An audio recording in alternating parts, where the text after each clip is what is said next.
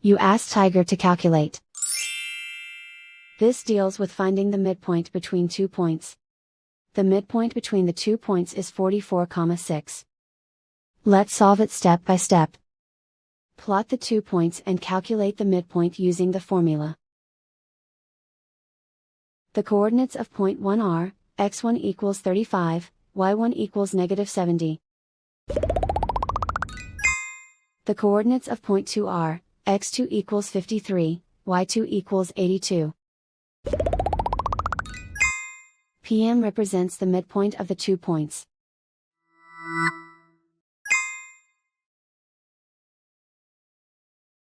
Use the x values in the midpoint formula to find the midpoints x. x1 equals 35. x2 equals 53. Simplify the arithmetic.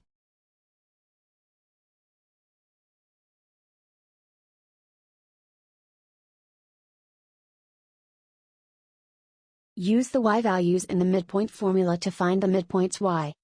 y1 equals -70. y2 equals 82. Simplify the arithmetic.